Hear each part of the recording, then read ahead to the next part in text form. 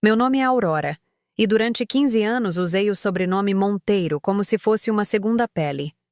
15 anos em que acreditei que o amor era sinônimo de sacrifício, que a dedicação incondicional era a prova máxima de devoção.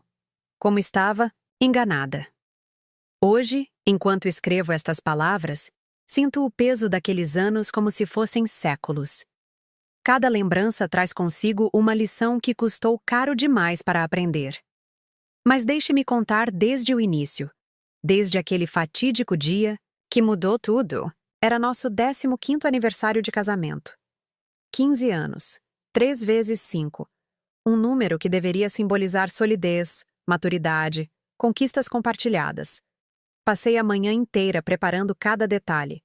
Acordei às 6 horas, antes mesmo do sol nascer, com aquela ansiedade boa que precede os momentos especiais. A casa precisava estar impecável.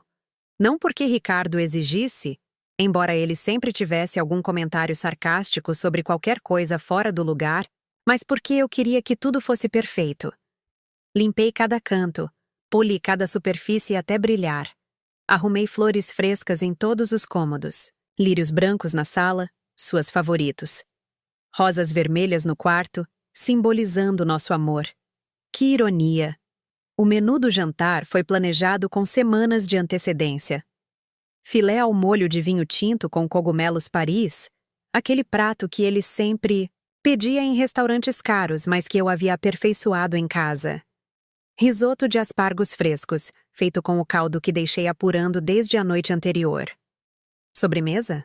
Petit gâteau com sorvete de baunilha artesanal, porque ele dizia que doces comprados não tinham alma. Passei a tarde na cozinha, cada movimento calculado, cada tempero medido com precisão. O avental que usava era o mesmo do nosso primeiro aniversário juntos, já desbotado, mas carregado de memórias. Ou pelo menos era o que eu pensava na época. Às 5 horas da tarde, tomei um banho demorado. Escolhi o vestido preto que ele havia comprado em nossa última viagem a Buenos Aires, a única viagem romântica que fizemos em 5 anos. E mesmo assim porque eu havia insistido por meses. O tecido abraçava meu corpo de forma elegante, o decote discreto, mas feminino. Fiz uma maquiagem suave, do jeito que ele preferia. Mulher minha não precisa se pintar como palhaça, ele costumava dizer quando eu ousava usar um batom mais escuro. Às 6h30, a mesa estava posta. Toalha de linho branco, louça de porcelana que herdei da minha avó Celeste, taças de cristal que brilhavam sob a luz suave das velas. Coloquei música ambiente, jazz suave que criava uma atmosfera íntima e acolhedora. O vinho respirava na decantadora. Um Malbec argentino que custou mais do que eu deveria gastar, mas era uma ocasião especial. 7 horas. Ricardo geralmente chegava às 6h45. Liguei para o escritório, mas a secretária disse que ele havia saído às 5. Mensagem no celular. Já está a caminho? 7h15. Nenhuma resposta. 7h30. Amor. Está tudo bem? O jantar está pronto. 8 horas. As velas haviam diminuído consideravelmente. O filé, antes no ponto perfeito, começava a ressecar no forno desligado. O risoto perdia a cremosidade. Meu estômago revirava, não de fome, mas de uma ansiedade crescente. 8h15. Finalmente, uma mensagem. Reunião de última hora. Não me espere para jantar. Reunião de última hora. No nosso aniversário de casamento. 15 anos reduzidos a uma desculpa de 2 linhas no WhatsApp. Sentei-me à mesa sozinha. Servi-me uma taça de vinho e bebi devagar, saboreando a amargura que não vinha apenas da bebida. Olhei para o prato intocado à minha frente e, pela primeira vez em muito tempo, permiti-me questionar. Quando foi a última vez que ele havia chegado em casa no horário? Quando foi a última vez que havíamos jantado juntos sem que ele passasse o tempo todo no celular? Quando foi a última vez que ele havia me olhado, realmente olhado, nos olhos? 9 horas. Apaguei as velas. Guardei a comida. Lavei a louça com movimentos mecânicos. Cada prato limpo um lembrete silencioso de mais uma promessa quebrada. 9h45. O barulho da chave na fechadura. Meu coração, mesmo depois de tanta decepção, ainda acelerou. Talvez ele tivesse comprado flores. Talvez houvesse uma explicação. Talvez. A palavra que havia se tornado o mantra da minha vida conjugal. Desliguei as luzes da cozinha e caminhei em direção à sala, preparada para confrontá-lo, para exigir uma explicação, A cena que encontrei roubou todas as palavras da minha boca. A luz da sala estava acesa, jogando sombras dançantes nas paredes. No sofá?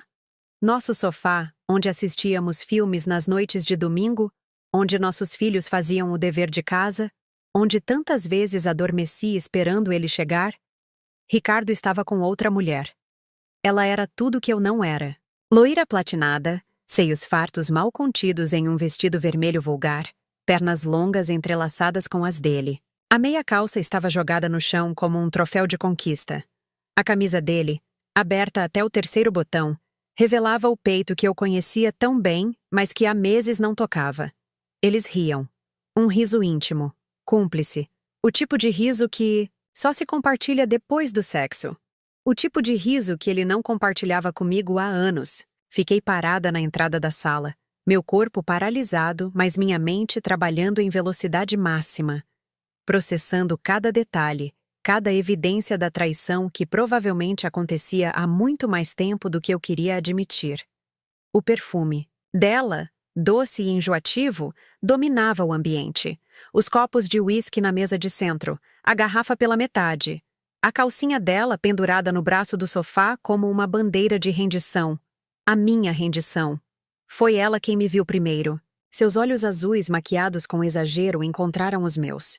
Por um momento, apenas um brevíssimo momento, vi algo que poderia ser interpretado como surpresa ou até constrangimento. Mas foi rapidamente substituído por um sorriso. Um sorriso cruel, vitorioso. O sorriso de quem acredita ter ganhado um prêmio. Ela se ajeitou no sofá sem nenhuma pressa, cruzou as pernas com estudada elegância e disse, com uma voz que destilava veneno açucarado: "Ai, desculpa, achei que fosse a faxineira. A faxineira, em minha própria casa. No meu aniversário de casamento, usando o vestido que meu marido havia escolhido. Com o jantar que preparei com tanto carinho esfriando na cozinha." Ricardo finalmente ergueu os olhos. Não havia surpresa em seu rosto. Não havia culpa. Não havia nem mesmo o constrangimento básico de quem foi pego em flagrante. Havia apenas irritação. Como se eu fosse uma intrusa inconveniente perturbando seu momento de prazer. Ele ajeitou a gola da camisa com movimentos preguiçosos, tomou mais um gole de uísque e disse, com aquela voz arrastada que ele usava quando queria ser especialmente cruel: "Você nunca foi suficiente. Nem na cama, nem na vida. Eu só fiquei por pena e conveniência." Cada palavra foi como uma facada. 15 anos. 15 anos de manhãs em que acordei mais cedo para preparar seu café do jeito que ele gostava. 15 anos de noites em que fingi orgasmos porque ele não se importava em me dar prazer. 15 anos de sorrisos forçados em jantares com seus colegas pretensiosos. 15 anos de engolir comentários maldosos sobre meu corpo, minha comida, minha família. 15 anos de me diminuir, me anular, me transformar na sombra da mulher que eu era. Pena. Conveniência. Esperei a dor chegar. Esperei as lágrimas queimarem meus olhos. Esperei meu coração se partir em 1000 pedaços, mas nada disso aconteceu. Em vez disso, senti algo diferente. Algo que havia sido enterrado sob camadas e camadas de submissão e autopiedade. Senti raiva.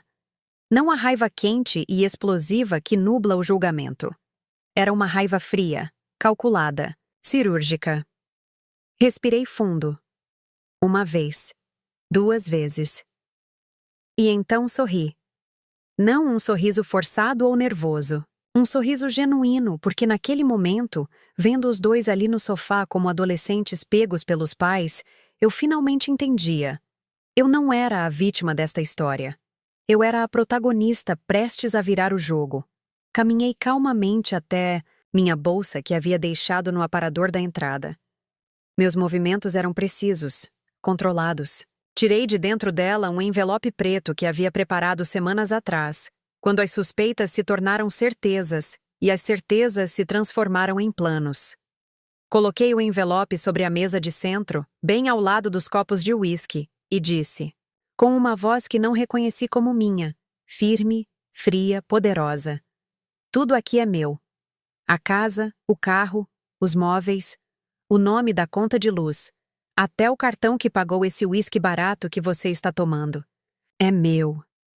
Vi a primeira rachadura na máscara de indiferença de Ricardo.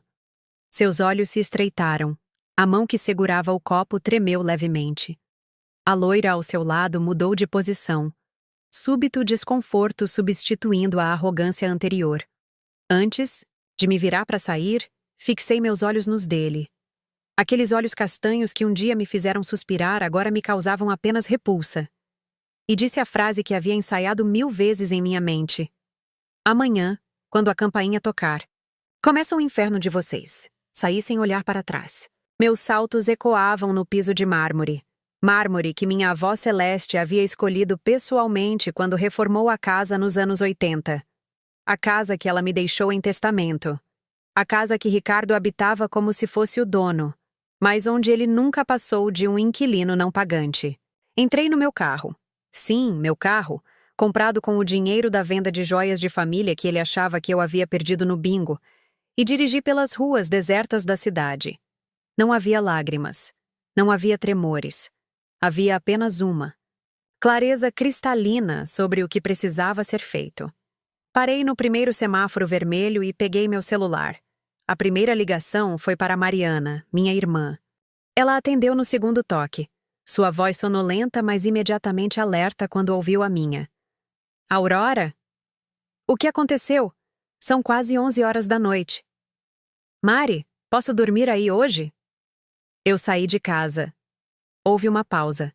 Mariana conhecia Ricardo há anos. Havia tentado me alertar inúmeras vezes sobre seus comportamentos tóxicos, mas eu sempre encontrava uma desculpa, uma justificativa, uma forma de normalizar o anormal. Claro que pode, sempre. Você está bem? Ele te machucou? Não fisicamente. Mas isso acaba hoje. Vou aí, te conto tudo pessoalmente. Estarei esperando com vinho e chocolate. Obrigada, Mari. Por tudo. Por nunca ter desistido de mim. Somos irmãs, Aurora. É para isso que existimos. Desliguei e continuei dirigindo. A cidade passava pela janela como um filme em câmera lenta. Casais caminhando de mãos dadas, grupos de amigos rindo em mesas de bar, vida acontecendo enquanto a minha tomava um rumo completamente novo. Cheguei ao apartamento de Mariana 40 minutos depois. Ela me esperava na porta, vestindo seu pijama de unicórnios ridículo que a fazia parecer ter 15 anos em vez de 38.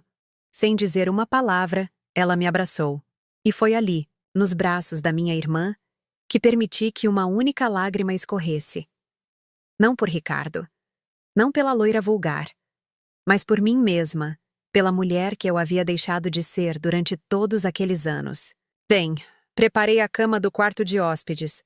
Amanhã conversamos com calma. Não, Mari. Precisamos conversar agora. E preciso do seu computador. Ela me olhou curiosa, mas não questionou. Conhecia bem demais aquele brilho em meus olhos. Era o mesmo brilho que eu tinha quando decidi cursar direito contra a vontade dos nossos pais. O mesmo brilho de quando abri meu próprio escritório. O brilho que Ricardo havia tentado apagar por 15 anos, mas que agora queimava mais forte do que nunca. Sentamos na mesa da cozinha, uma garrafa de vinho entre nós e o notebook aberto. Enquanto eu digitava freneticamente, contei a Mariana todos os detalhes sórdidos da cena que havia presenciado. Ela ouvia em silêncio, seus punhos se fechando, a cada revelação, seu rosto se contorcendo de raiva em meu favor. Aquele filho da mãe desgraçado. Eu sempre soube que ele não prestava. Sempre. Lembra quando ele te fez cancelar o almoço de aniversário da mamãe porque tinha um compromisso inadiável E depois descobrimos que estava num churrasco com os amigos? Lembro. Lembro de tudo, Mari. Cada humilhação, cada mentira, cada vez que me fez sentir pequena. Mas acabou. Olha isso. Virei a tela do computador em sua direção. Uma planilha detalhada ocupava a tela. Linhas e colunas meticulosamente preenchidas com informações que eu vinha coletando há meses. Aurora. Isso é tudo. Cada centavo que gastei sustentando aquele parasita. Cada conta paga, cada presente comprado, cada viagem financiada. 15 anos de extrato bancário provando que Ricardo Monteiro nunca contribuiu com nada além de críticas e traições. Mas como você? Sou advogada, esqueceu? Uma advogada que cometeu o erro de abandonar a carreira para ser esposa em tempo integral, porque ele disse que mulher dele não precisava trabalhar. Mas nunca deixei de ser quem sou. E nunca deixei de guardar cada documento, cada recibo, cada prova. Mariana sorriu. Aquele sorriso orgulhoso de irmã mais velha que via a caçula finalmente tomando as rédeas da própria vida.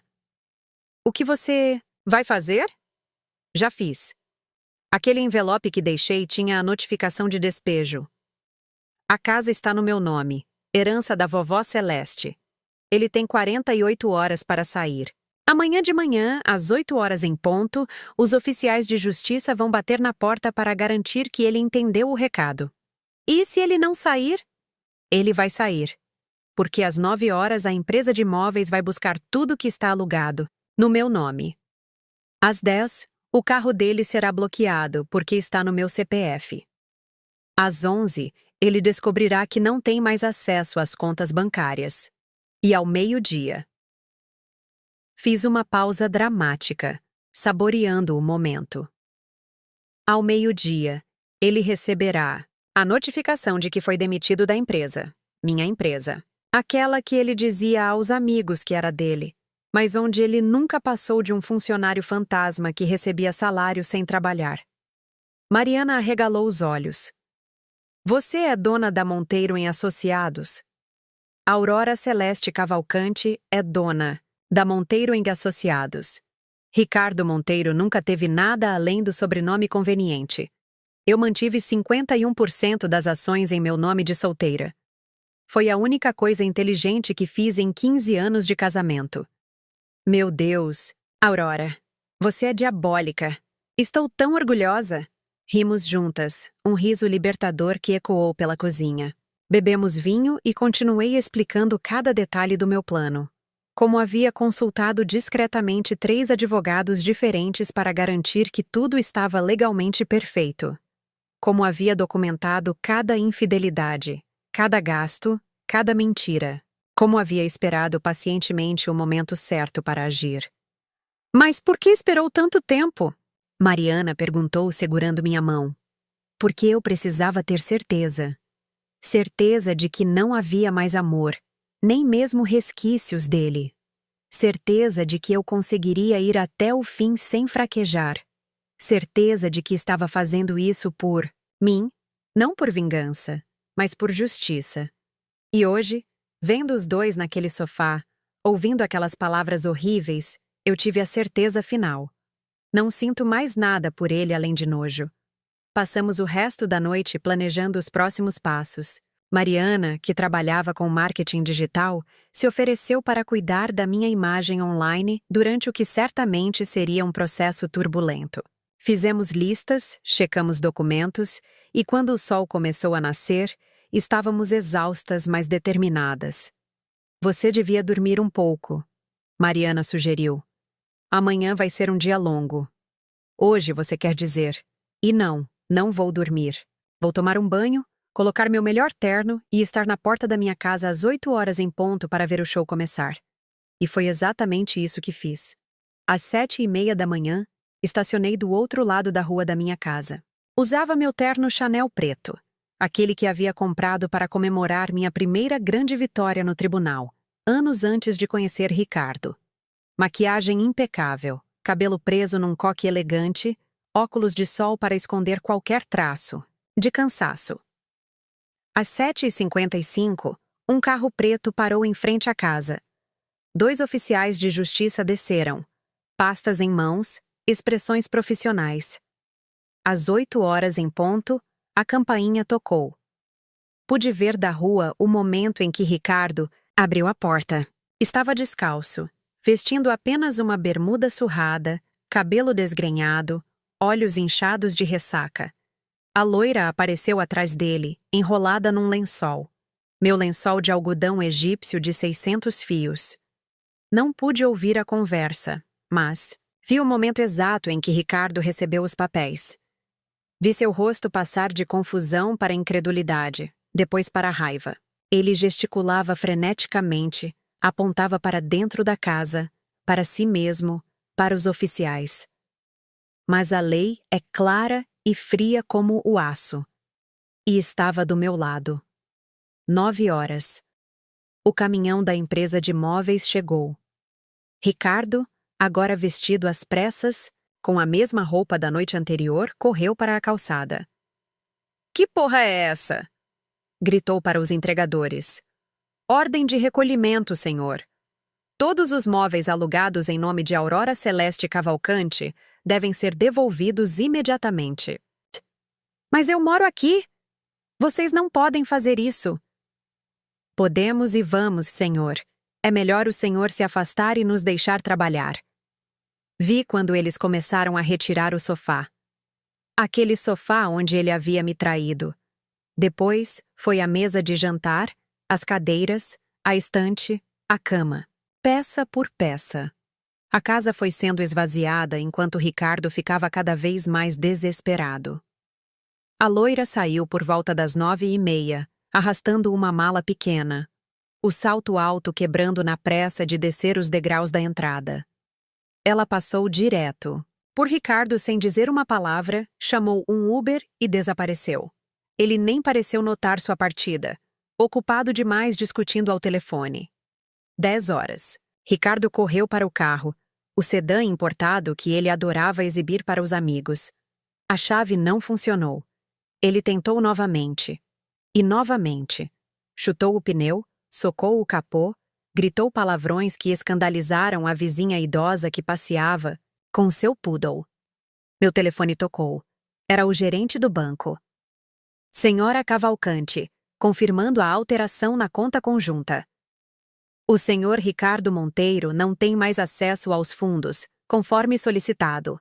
"Perfeito. E a conta empresarial?" "Também está bloqueada para ele. Apenas a senhora tem acesso agora." "Obrigada, Carlos. Sempre eficiente." "É um prazer ajudá-la, doutora. Se precisar de mais alguma coisa, estamos à disposição." Desliguei e continuei observando. Ricardo agora estava sentado na calçada, cabeça entre as mãos. Por um momento, apenas um momento, senti um lampejo de algo que poderia ser interpretado como pena. 15 anos são muita história para se jogar fora. Mas então me lembrei de suas palavras. Pena, conveniência. Não, ele não merecia minha compaixão. 12h. Vi quando um motoboy parou em frente a ele entregando um envelope, a carta de demissão. Ricardo rasgou o envelope com mãos trêmulas, leu o conteúdo. E pela primeira vez desde que tudo começou, o vi chorar. Lágrimas de crocodilo de um homem que havia perdido não uma esposa, mas sua fonte de sustento. Meu celular tocou novamente. Número desconhecido. Atendi. "Aurora? Aurora, por favor, precisamos conversar." A voz de Ricardo estava rouca, desesperada. "Não temos nada para conversar, Ricardo. Você não pode fazer isso comigo. 15 anos, Aurora. 15 anos jogados fora por causa de um erro." "Um erro?" Ri, uma risada seca. "Um erro é trocar sal por açúcar no café. O que você fez foi uma escolha. Múltiplas escolhas, ao longo de anos. E sim, 15 anos jogados fora, por você." "Onde vou morar? O que vou fazer? Você está me deixando sem nada." "Exatamente como você me deixou. Sem dignidade, sem amor próprio, sem esperança." A diferença é que você tem 48 horas para encontrar uma solução. Eu tive que encontrar forças para sobreviver por 15 anos. Aurora, por favor. Ah, e Ricardo? Aquela frase que você disse ontem à noite, lembra? Sobre eu nunca ter sido suficiente? Bom, aparentemente fui suficiente para pagar suas contas, sustentar seus luxos e aguentar seus abusos por todos esses anos. Mas isso acabou. Boa sorte na sua nova vida. Desliguei. Bloqueei o número. E pela primeira vez em 15 anos, respirei como uma mulher livre.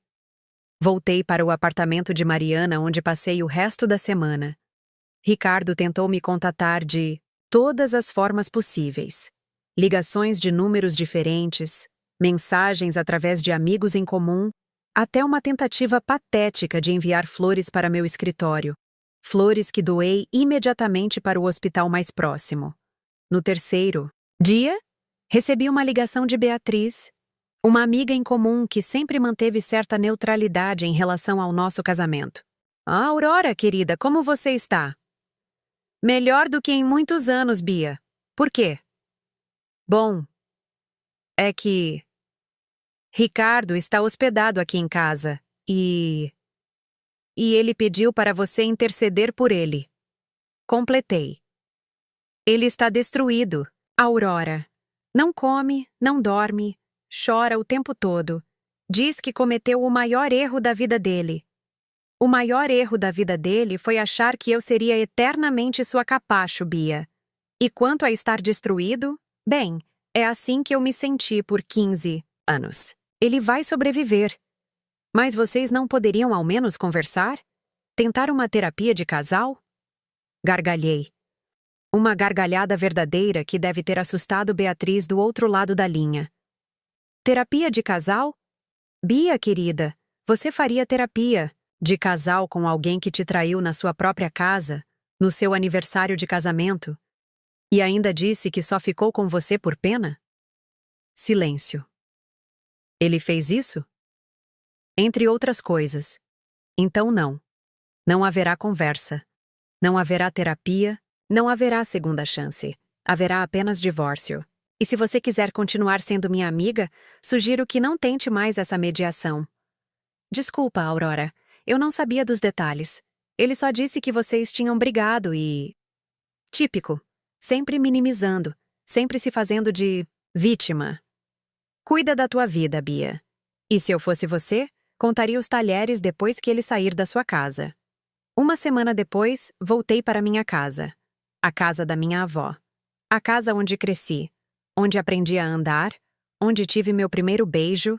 Adolescente no Jardim dos Fundos. A casa que Ricardo havia tentado me convencer a vender tantas vezes para investir em algo mais moderno. Estava vazia de móveis, mas cheia de possibilidades. Contratei uma designer de interiores, Larissa, uma jovem talentosa que entendeu imediatamente minha visão. Quero que cada cômodo conte uma história. Expliquei enquanto caminhávamos pelos espaços vazios. Mas minha história, não a dele. Entendi perfeitamente. Vamos criar ambientes que reflitam quem você é agora, não quem você foi obrigada a ser. E assim começou minha reconstrução. Não apenas da casa, mas de mim mesma. Comprei móveis que eu amava, não os que ele aprovaria. Pintei as paredes de cores que me faziam sorrir. Pendurei quadros de artistas locais que ele chamaria de lixo pretensioso. Criei um escritório em casa onde voltei a advogar, pegando casos pro Bono para mulheres em situação de violência doméstica. O divórcio foi finalizado em tempo recorde. Ricardo tentou contestar, alegando que havia contribuído para a construção do patrimônio. Meu advogado, o melhor que o dinheiro podia pagar, destruiu cada argumento com as provas que eu havia acumulado. Extratos bancários mostrando que ele nunca depositou 1 centavo. Fotos dele em viagens de negócios, que eram na verdade escapadas com amantes. Mensagens de texto onde ele admitia para amigos que era esperto por ter casado com uma otária rica. No dia da audiência final, ele apareceu com um advogado medíocre, pago sabe-se lá como. Tentou parecer arrependido, até ensaiou algumas lágrimas quando o juiz estava olhando. Mas números não mentem, documentos não mentem, e a lei, quando bem aplicada, é justa. Saí do tribunal oficialmente divorciada, sem pagar um centavo de pensão, com todos os meus bens preservados. Ricardo saiu com as roupas do corpo e uma ordem de restrição que o impedia de se aproximar de mim ou da minha casa. Do lado de fora do tribunal, ele tentou uma última cartada. Aurora, espera! Parei, me virei devagar. Ele estava patético. Terno mal ajustado, barba por fazer, olhos fundos de quem não dormia bem há semanas. Você destruiu minha vida, acusou. Não, Ricardo. Eu apenas parei de sustentar a sua farsa. Há uma diferença. Um dia você vai se arrepender. Vai ver que jogou fora 15 anos, que destruiu uma família por orgulho. Família? Cuspi a palavra como se fosse veneno. Que família, Ricardo? Aquela onde eu era a empregada não remunerada? Onde você me humilhava na frente dos seus amigos? Onde me traía no nosso próprio sofá? Essa família já estava destruída há muito tempo. Eu apenas fiz o funeral. Ele abriu a boca para responder, mas eu já estava caminhando em direção ao meu carro. Meu carro, minha vida, minhas escolhas. Os meses seguintes foram de descobertas. Descobri que adorava viajar sozinha. Fiz uma viagem para o Peru, caminhei pela trilha Inca, vi o nascer do sol em Machu Picchu. Coisas que Ricardo sempre disse serem perda de tempo e dinheiro. Descobri que tinha amigas de verdade. Mulheres que haviam se afastado durante meu casamento, porque Ricardo não gostava quando eu saía sem ele. Elas me receberam de volta com abraços apertados e garrafas de vinho. A Tony, sempre soubemos que você voltaria, disse Carmen, minha amiga desde a faculdade, durante um jantar. Você era luz demais para ficar apagada para sempre. Descobri que meu corpo, aquele que ele criticava constantemente, era perfeito, do jeito que estava. Voltei a dançar, algo que havia abandonado porque ele dizia que mulher casada rebolando por aí era vulgar. Inscrevi-me em aulas de salsa, tango, dança do ventre. Meu corpo era meu templo, e eu finalmente estava celebrando nele. Descobri que minha mente, embotada por anos de abuso psicológico, ainda era afiada como uma navalha. Voltei a advogar com paixão, especializando-me em casos de divórcio onde mulheres eram vítimas de abuso psicológico e financeiro. Cada vitória no tribunal era uma vingança pessoal contra tudo que havia sofrido. 6 meses após o divórcio, estava tomando café em minha padaria favorita quando alguém chamou meu nome. Era Fernanda, a secretária do antigo escritório de Ricardo. Ela parecia constrangida, mas se aproximou mesmo assim. Doutora Aurora, posso sentar um minuto? Claro, Fernanda. Como você está? Bem, obrigada. Eu queria pedir desculpas. Desculpas? Por quê? Por ter sido cúmplice. Eu sabia das traições, marcava os compromissos dele, mentia quando a senhora ligava.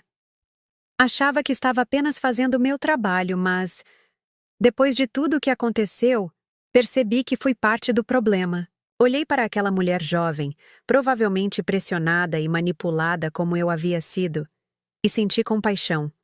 Você estava numa posição difícil, Fernanda. Ele era seu chefe. Eu entendo. A senhora é muito generosa. Aliás, acho que vai gostar de saber. Ricardo está trabalhando como vendedor numa loja de carros usados. Mora num kitnet no subúrbio. E a loira, a Vanessa, largou ele 2 semanas depois de descobrir que ele estava quebrado. Não pude evitar um pequeno sorriso. Karma tem seu próprio timing, não é mesmo? Com certeza. A propósito, se precisar de uma assistente em seu escritório, adoraria trabalhar com a senhora. Aprendi muito sobre o que não quero ser vendo o exemplo dele. Acabei contratando Fernanda. Ela se tornou uma assistente exemplar e, com o tempo, uma amiga. Através dela, ocasionalmente recebia notícias de Ricardo. Cada fracasso dele, cada queda, cada humilhação era um lembrete de que eu havia feito a escolha certa. Um ano após o divórcio, organizei uma festa em minha casa. A casa que agora respirava vida e alegria. Convidei todas as mulheres importantes da minha vida. Mariana, minhas amigas, colegas de trabalho, até algumas clientes que haviam se tornado próximas. A casa estava linda. Flores naturais em todos os ambientes, música ao vivo no jardim, comida deliciosa preparada por um buffet, local comandado por mulheres. Era uma celebração não apenas do meu renascimento, mas da sororidade que havia me sustentado. Durante a festa, Mariana pediu a palavra. "Quero fazer um brinde", disse, erguendo sua taça. "A minha irmã Aurora, que nos ensinou que nunca é tarde demais para recomeçar, que transformou dor em poder, lágrimas em vitórias, que provou que a melhor vingança é, de fato, viver bem. E que nos mostrou", acrescentou Carmen, "que quando uma mulher decide recuperar seu poder, nada no mundo pode detê-la. Brindamos, rimos, dançamos até o amanhecer. Em determinado momento da noite, saí para o jardim para respirar. A lua cheia iluminava as roseiras que minha avó havia plantado décadas atrás. Pensei nela, Celeste, mulher forte que criou 2 netas sozinha depois que o marido morreu jovem. Você ficaria orgulhosa, vovó, murmurei para o céu. Demorei, mas finalmente entendi o que você sempre dizia. Mulher que se valoriza não aceita migalhas de amor. 2 anos se passaram. Meu escritório prosperava. Tinha uma equipe de 5 advogadas talentosas, todas especializadas em proteger mulheres em situações vulneráveis. Havíamos criado um programa pro bono que já tinha ajudado centenas de mulheres a se libertarem de relacionamentos abusivos. Foi quando recebi uma ligação inesperada. Ricardo. Não do seu número, que continuava bloqueado, mas do hospital. Senhora Cavalcante? Seu ex-marido sofreu um infarto. Ele está estável, mas insistiu que ligássemos para a senhora. Disse que é sua única família. Família. Aquela palavra novamente.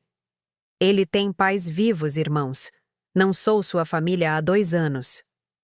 Entendo, mas ele insiste que precisa falar com a senhora. Diz que é questão de vida ou morte. Suspirei. Contra meu melhor julgamento, fui ao hospital. Encontrei Ricardo numa cama, conectado a monitores, aparência envelhecida 10 anos em 2. Quando me viu, seus olhos se encheram de lágrimas. Aurora, você veio. Estou aqui como ser humano, Ricardo, não como ex-esposa. O que você quer? Perdão. A palavra saiu fraca, quebrada. Sei que não mereço, sei que destruí tudo, mas preciso que você saiba. Tinha razão, sobre tudo. Eu fui um monstro. Sim, foi. Ele pareceu surpreso com minha frieza, mas continuou. Perdi tudo. Não falo dos bens materiais. Isso nunca foi realmente meu mesmo. Perdi minha dignidade, meu caráter, minha humanidade. Tratei você como um objeto, não como a mulher incrível que é. E agora, deitado aqui, sozinho, percebo que desperdicei a única coisa boa da minha vida. Quer saber qual foi seu maior erro, Ricardo? Perguntei, sentando na cadeira ao lado da cama. Não foi me trair. Não foi me humilhar. Foi achar que meu amor era fraqueza, que minha dedicação era burrice. Você tinha uma mulher que moveria montanhas por você e trocou isso por aventuras baratas e ego inflado. Eu sei. Deus, eu sei. Vanessa me deixou assim que o dinheiro acabou.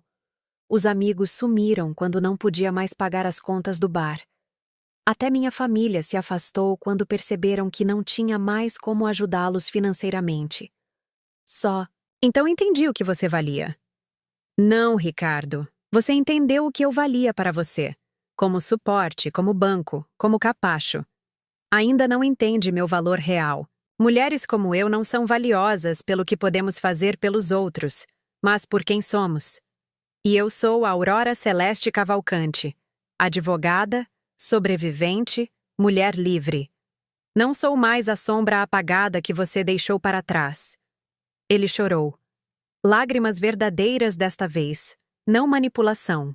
Por um momento vi o homem que ele poderia ter sido se o ego não tivesse consumido sua alma. Posso fazer uma última pergunta? Ele sussurrou. Pode.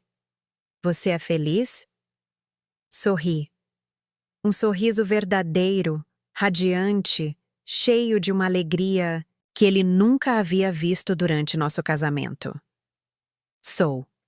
Profundamente, verdadeiramente, incontestavelmente feliz. Acordo todos os dias grata por ter encontrado forças para sair daquele sofá naquela noite. Grata por ter escolhido a mim mesma. Grata por descobrir que o amor próprio vale mais que qualquer relacionamento tóxico. Fico feliz por você, de verdade. Levantei-me para sair. Aurora, se eu morrer, você não vai. Morrer, Ricardo! É só um infarto leve. Vai se recuperar, vai continuar vivendo. E espero que use essa segunda chance para se tornar um homem melhor. Não por mim, não por mais ninguém, mas por você mesmo. Obrigado. Por vir. Por tudo. Adeus, Ricardo. Saí do hospital sentindo um peso deixar meus ombros. Não havia mais raiva, não havia mais mágoa. Havia apenas paz. A paz de quem fechou um capítulo e estava pronta para escrever os próximos com tinta dourada. Ricardo se recuperou. Soube através de conhecidos que ele havia mudado. Começou terapia. Pediu desculpas públicas para várias mulheres que havia maltratado ao longo da vida. Tornou-se voluntário num abrigo para homens em situação de rua. Tarde demais para nós. Mas talvez há tempo de salvar sua própria alma. 3 anos após o divórcio, conheci Gabriel. Um encontro casual numa livraria, discutindo sobre Clarice Lispector. Ele era professor de literatura, viúvo, pai de 2 adolescentes encantadoras. O oposto de Ricardo em todos os sentidos. Gentil sem ser fraco. Inteligente sem ser arrogante. Apaixonado sem ser possessivo. Você brilha, ele me disse em nosso 3º encontro. Não é só beleza física. É como se tivesse uma luz própria, algo que vem de dentro. Nem sempre foi assim, confessei. Passei muito tempo apagada.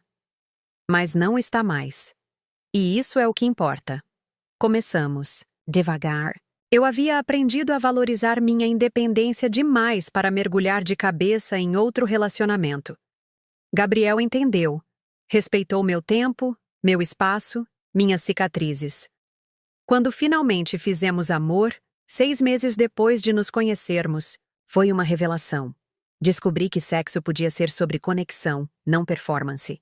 Que meu prazer importava tanto quanto o dele. Que meu corpo merecia ser adorado, não criticado.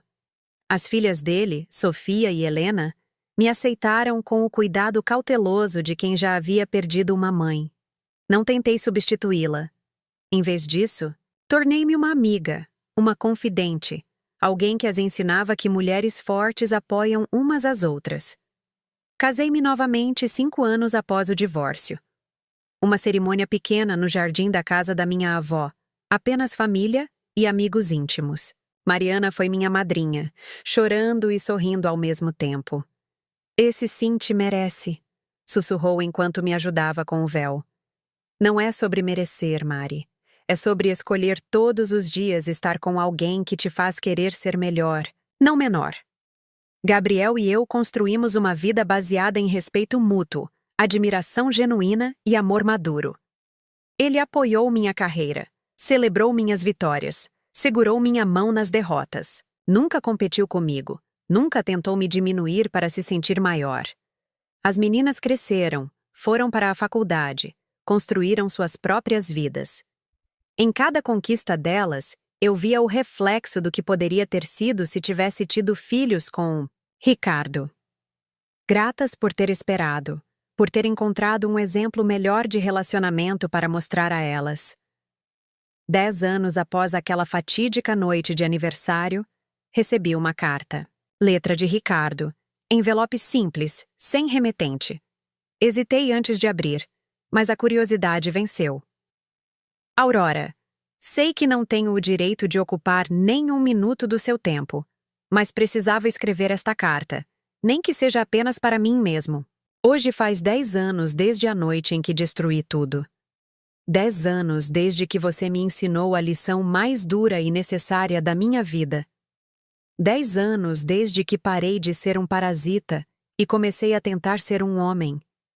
Não escrevo pedindo perdão, sei que algumas coisas são imperdoáveis.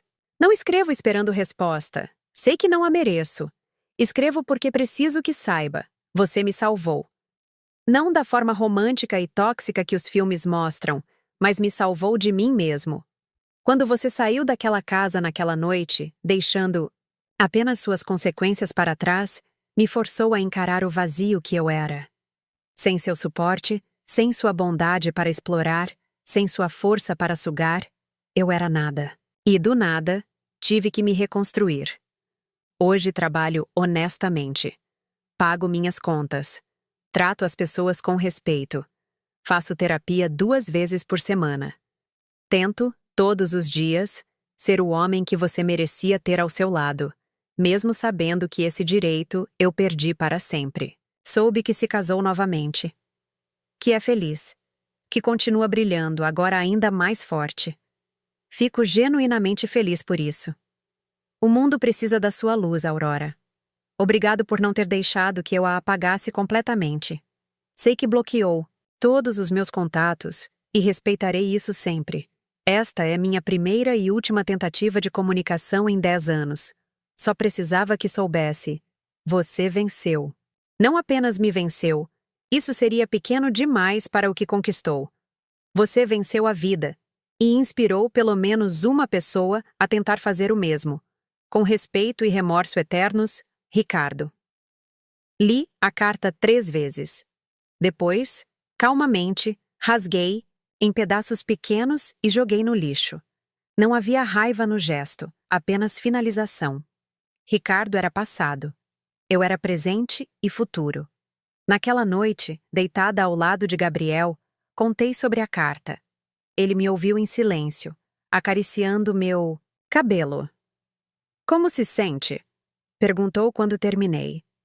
Livre, respondi após pensar. Completamente. Definitivamente livre. É como se o último fio que me conectava àquela vida tivesse sido cortado. Agora é realmente passado. Você é incrível, sabia? A forma como transformou dor em força, como reconstruiu sua vida.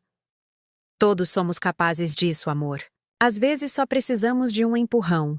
O meu veio em forma de traição em um sofá. Doloroso, mas necessário. Hoje, 15 anos após o divórcio, dirijo um dos escritórios de advocacia mais respeitados do estado. Especializamo-nos em casos de violência doméstica, divórcio, proteção de patrimônio feminino. Emprego 25 mulheres, muitas delas sobreviventes como eu.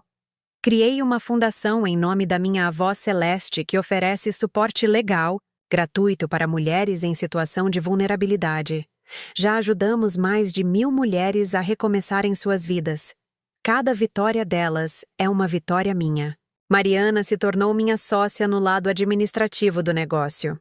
Trabalhamos juntas, rimos juntas, criamos juntas um império de sororidade e justiça. Às vezes, durante nossos almoços de trabalho, relembramos aquela noite em seu apartamento, plotando minha libertação entre taças de vinho. Lembra quando você chegou toda destruída? Ela disse sorrindo. Destruída nunca estive, Mari. Estava em reconstrução. Há uma diferença. Gabriel aposentou-se da universidade e agora escreve livros. Dedicou o último a mim. Para a Aurora, que me ensinou que o amor verdadeiro não apaga luzes, mas ajuda a acendê-las.